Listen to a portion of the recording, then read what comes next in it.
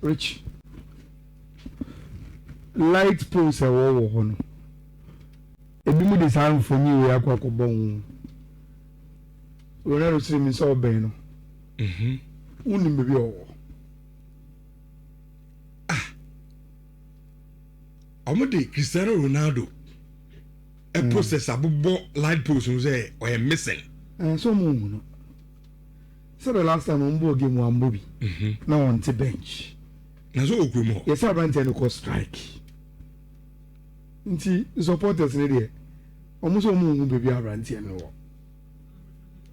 Na me busa say me say a lot of Manchester United fans.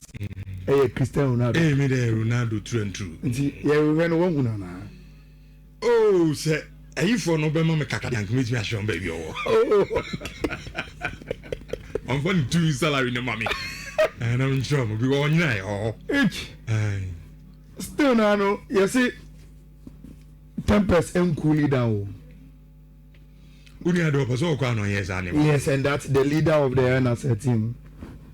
He wants to leave. Now, mommy make a correction be. And I hear Ronaldo story, no. I think so. We got it wrong with the salary, no, any original.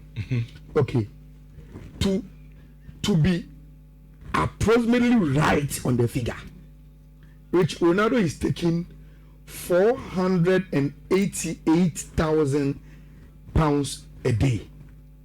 Say, meaning say, if you convert to dollars, then you are going to get $500,000 a day. Every day, be sorry. Yes.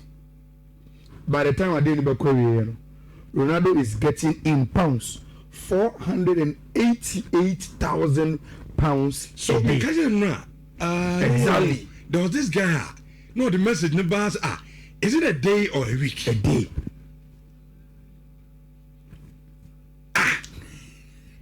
That's sorry, yes, Rich. $500,000. Yes, dollars a day. Who is that Ronaldo contract now? And yet just the footballer Obama and no. Which there are some image rights, any ambassadorial role.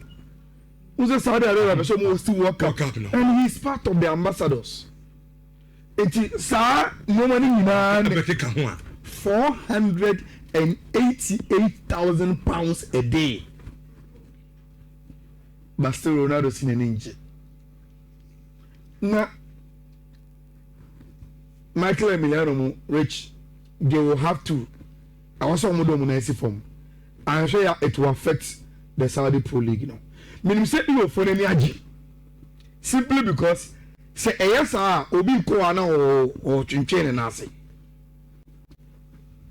Since me start to say me player saying goal lokote. Rich, he has never come across as someone or yes stubborn. But Enra, do you know say to make me move from El Nasser to Etihad to Fenerbahce? Which enormous Enra na nyasam ketwa. He had to fight the system. Eventually they had to terminate his contract. And now Anopay so one Fenerbahce app report to say Omasa in Golo Conte, and they've also switch El Nasiri the other side. And even Ebema, the superstars in the Saudi league, some will want to move at all costs, do whatever it takes. Some will be instigating the movement, and some are on strike, and some are unhappy. Until a problem they have to solve. But the correction is that Ronaldo seeking £488,000 every day. That's sorry, it's $500,000 every day. The highest paid footballer ever seen so Rich, and he is on strike.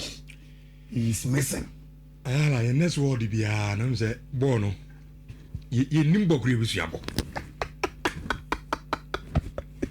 Say ye humbo cry. Can be as you are born about. And also every day. Oh, sorry, $1 million. Regina, football is the brain we are seeing you be any zero now. Ayala. Or also, or the infant say is a week grano. So let's say Bobo England. Now we give you £20,000. This is good money. What rich? You see? Bless you, dear. Earning a lot full to rich. Earning a lot of money also comes with a lot of responsibility. So and how they do how we do that.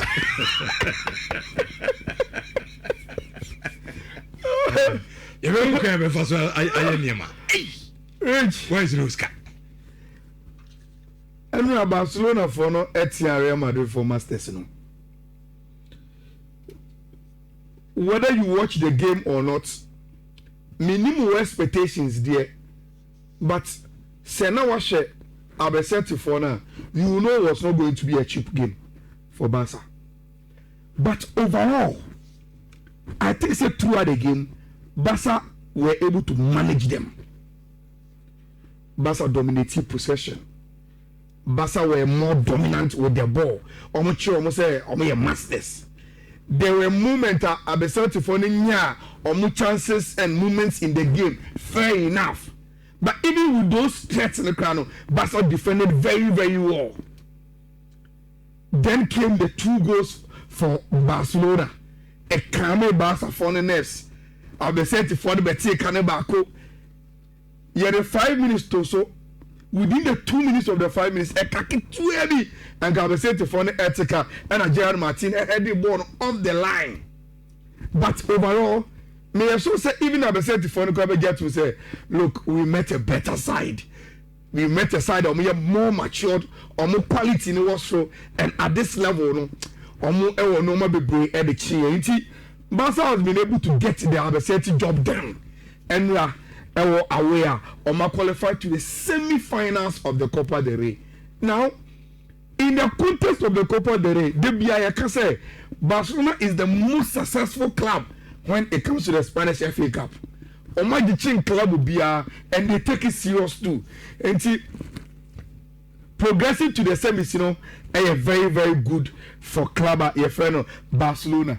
So only Barcelona typical fan be able come about this game, which the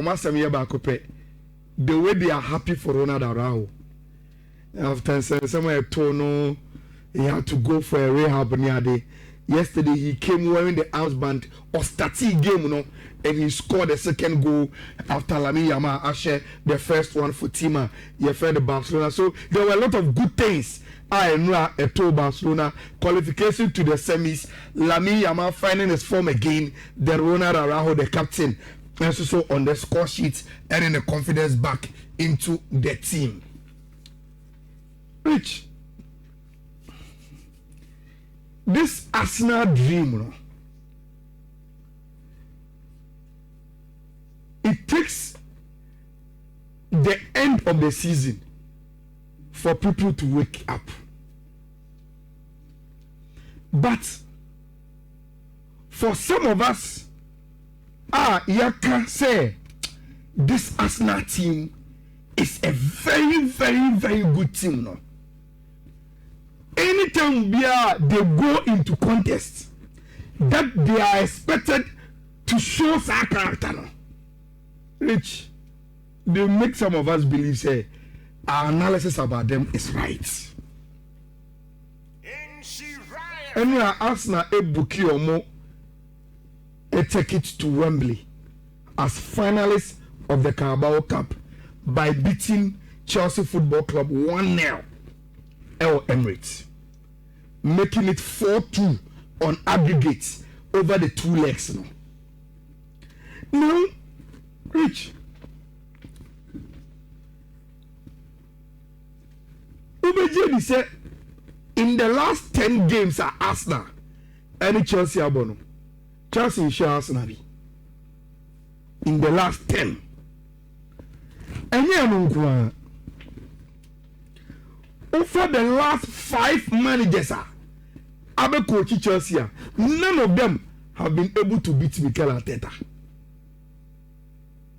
Graham Potter, Lampard, Pochettino, Maresca, Liam. None of these past 5 coaches at Chelsea ana omatimi ahye Mikel Arteta na enra Mikel Arteta win na onyan over Chelsea no which means since obey manager say open club a watch no do pa two clubs Wolverhampton Wanderers and Chelsea omumienu nyina 10 times. Mikel Arteta seems to have the magic one when it is Chelsea. But which any game no was a little bit complicated and difficult. Now the difficulty is that it has been said, say Ubo ties 2 leg. Now we go into the second leg, with a 1 goal advantage. A big issue the man who coach who could be able. And now to protect the lead. And now you are going to find the balance. And how are you going to approach it? Because for the one disadvantage in the only so about the Tineka. Why yes our film. And I clear what he needs in the game. But for you, anyhow you approach it, say no more become you will come under criticism will be rich. For instance, people come and say, Uko game no 1-0 advantage. Ube protecting one could be any show. Maybe what? So Uko to 2 months so.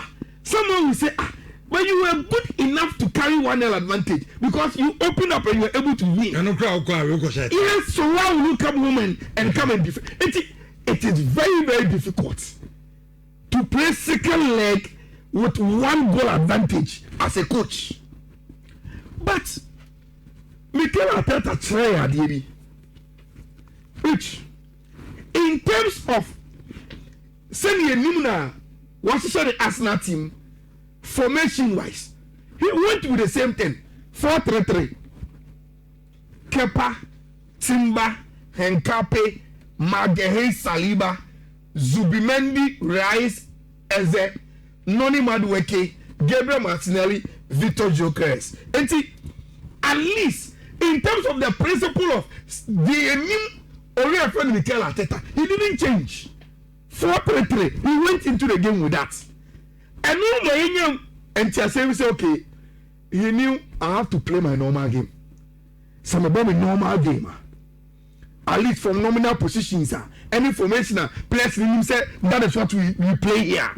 We will be able to get the results. But inside this normal Arsenal 4-3-3 were the real action of Mikel Arteta as a coach. But Rich, you can say same for Chelsea. Chelsea tweaked their formation and went for a 3-back Fofana, Chalobah, Hato with Malo Gusto Cucurella as wing backs. Then Osasani midfielders our in Caicedo, Andre Santos, Enzo Fernandez. Then decided to go with 2 strikers in a typical 3-5-2 for Clubber Yeferi Chelsea. Now Rich, when we say Liam or Strasbourg, no, 3-back na obo, but oba Chelsea ombo bida. Enti again the back na enu ankwade, he will decide to go this way. Now Makase say coach decided to obo formation bia. The interpretation of the obo say the obo review ade no, it's up to you. But which what was Liam looking for with 3-5-2 now obo? For me, and utie the post match now or say panditry waye bida efo pa o tena wa adwe o bi adwuma ho efo ba you Rebecca Chow. Yes, but motiti nkonwa ni ma na mo cheche again I'm chair coaching. But the only ni say you fit TV no so any studio only do be park no so. There are only 2 things involved. If decisions are all taken, only results will vindicate you. Which enra o change board track no. Sanka o win game na ko yi Arsenal. Imagine no penka someone can go for the guy. say he's a tactical master class. But because results now go you, and most of the time, analysts we do our analysis based on the results. The first criticism and say, why will you play 5 defenders when you know say you need to also ticker our game bimu? But the team ben on Nekobo is Arsenal. But Rich, he who is down fears no fall. Whether it is Arsenal or a combination of Barcelona, Real Madrid, you are down by a goal. I also a competitor. So again, Ayala, so Kwen will be him. And again, you're Ben, yes, Arsenal, Chelsea 4-5. The same supporters will come. I have already laid that premise. But I'm saying, he said, results in the first criticism to him will be Argentina who pekati. Well, you need to score in the game. Because any game Keponene Barca, Arsenal, they don't even need to score. But why would you Cincinnati? Why will you play 5 defenders? Arsenal imponent now a lead to protect. Decided to play the normal 4-3-3. And the one yes sir. But which this formation gave Chelsea a lot of numbers in midfield. Etamika said the interpretation of formation, you know, it depending on who are shining, who are walking once. Look, say Obibo 3-5-2. You can say it is 5 defenders when you bring the wing backs to defense. But you can also say Kukwera and Gusto were midfielders, giving Chelsea 5 players in the middle. And Enra, for the first time, I don't know if you were observant. So Arsenal 4-3-3 now. Most of the time, I am Martins will be made in the Nhyira defenders then in Mebwa. But anyway, it wasn't like that. Anyway, throughout the game, they now hit deep. Arsenal 6 and 8, you know, was Declan Rice. Why? Didn't you know Mikel Arteta and say, Rich, I saw him bring Declan Rice closer to the 4 and 5, you know. Senegal Declan Rice also can shadow a 3-back. Now on so Etimia pushing Henkape and Julian Timber into the middle to get the numbers with Martin Zubimendi. And Timber so shiny power. Arsenal wanted to match Chelsea numbers now. Omodi are starting on by pushing Declan Rice as a decoy centre back and central midfielder, which is so unusual about Arsenal. And Omodi Martin Zubimendi Elko as a number 8. Senegal they can push Julian Timber and Henkape to join the midfield. No numbers, no me and pocket Chelsea for no toe to toe. Which you're born first half in the year. Next game now a tight armor. Arsenal SG of 0.18. Chelsea were SG of 0.16. Obiabo shot 3-3. Obia shot 3 on only one of them were on target, but Chelsea had dominated possession 56. Then comes why and for criticism and Liam also make a little sense. Which yesterday second half now, look at the time. 57 minutes. 57 minutes. Then we saw him say, I am throwing in Kopama, any Estevao, Hacho, any Dilap out of the team. So Rich, 57 minutes, let's say 58. He takes Hacho out of the system. Then bring Kukwera back into number 3. Na Ombo, Wesley Fofana, any Chaloba, and 4 and 5. Then bring back Malo Gusto as a number 2. Senegal, he can bring in Kopama into the number 10 position and take Advantia Fan Estevao to the right hand side of the forward. You know, na Dilap Embo on the right, na João Pedro Emina Nenimho. So Chelsea then also switch into a 4-3-3 like this, and I say a 4-2-3-1. Anywhere you want to put it. Now, Rich, Chelsea here is source of substitution. Me Makase. I didn't want this Arsenal team. strong in my eyes. Dynamism. Okay. What's the sound? What's said there? Arsenal, audio, oh, they are built for these things. Rich, there is no team to say or very, very good lateral defenders. Are physically strong. They can match you on pace. No matter when standing toe to toe 90 minutes. As Arsenal. Especially when they have Julian Timber. 3 o'clock you can play and you can play Carafiori. Or a raw blood to do that. Until Arsenal showed their metal. Say, even though Chelsea brought in attackers, Estevao, Cole Palmer, or making the game no any other, they have what it takes to also stand up to them. Then Mikel Arteta brings in Kai Havertz. You say, look, I am going to make the attackers about to influence the game.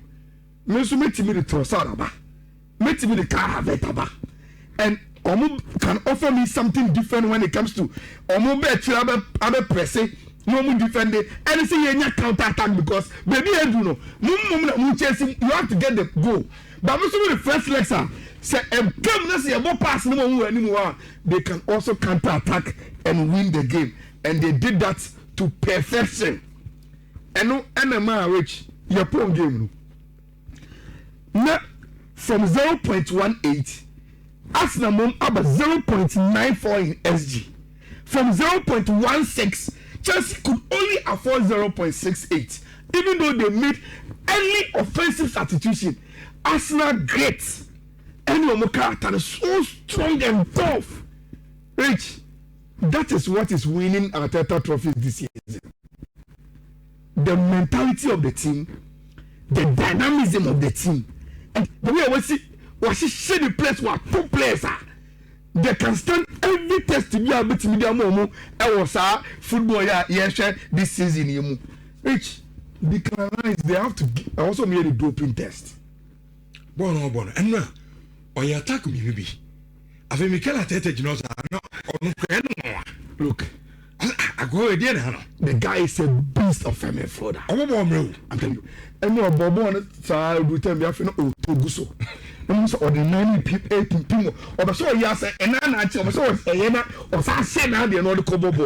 this guy is a beast and he showed it in the game against Tima your friend Chelsea. Kudos to Arsenal. No Rich can't have it shame go here. Then he pointed to the Arsenal crest. Then can former Chelsea player there. Oh no, maybe that. Oh, but there's some respect to your team. Oh, what the watch you can even jubilate. But you say, this is where I belong now, Nadia. I think it was a deep swipe to Tima, your friend Chelsea Football Club. Arsenal did very, very well. And they were able to get what is needed out of the game. And then they are making it to the final. Built on solid defense, very, very good midfield. And they can punish you if I will say Omo punish you. And see, Mikel Arteta has built a very, very good team. City Kupa 2-0 no they call Newcastle defending champions. Rich, we be able to make a game because Man City. City are in defense, you know. We be able to make shaky. We be able to make a game. The only problem at Newcastle was, and so say they are missing some players. And see, even so, probable 11 now. You see Warlock, you see Ramsey.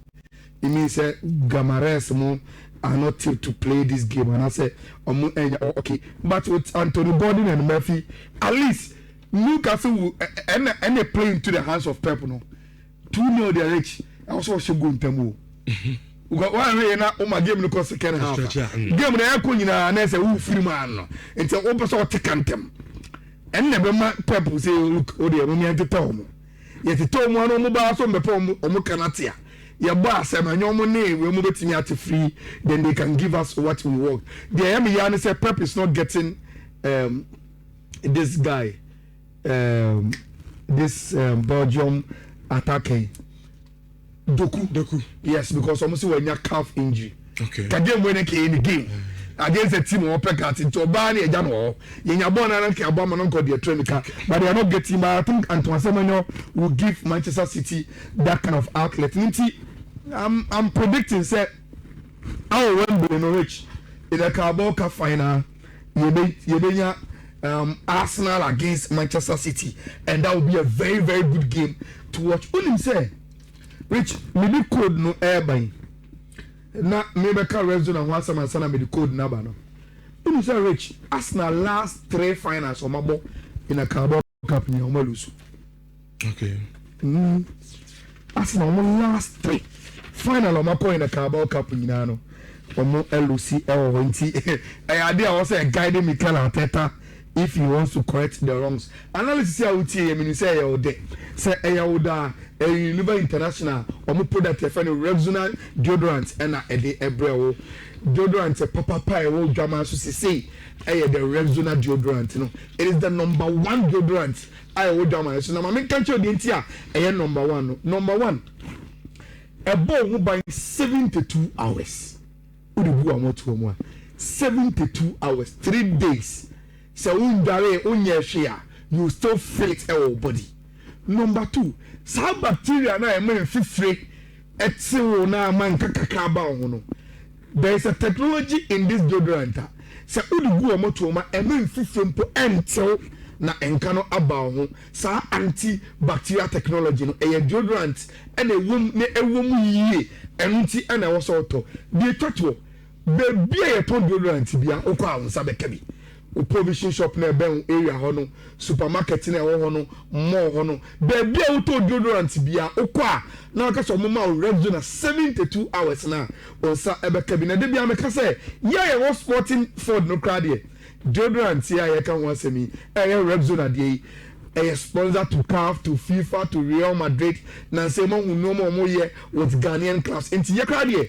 Omo ye now for 4 precope. Inti me say sa e deodorant na abakoton kwadia mano enye red zone e deodorant no ebi. Sa wo pe bibu atu a mame enka chew say uko Daddy Ash ne store na e wo kanshi opposite advanced savings and loans na onsa ebetimi akadodo o takra den so a market circle adjacent car bank hono Daddy Ash store ba ko e wo ho uba kumasi a edum market ho Mrs. Anoche Plaza opposite Boss FM hono Daddy Ash e wo store ho open dodo a obetimi etu ediama obetimi afre Daddy Ash e wo 0244 772599 0244 772599 and Daddy Ash nko Beauty Glow and so shopper and also okwa obenya restaurant bi na watu apakoton Beauty Glow e wo 2 shops e wo edum near Asempa Pharmacy ho Tegetia Dubai so shop number G1549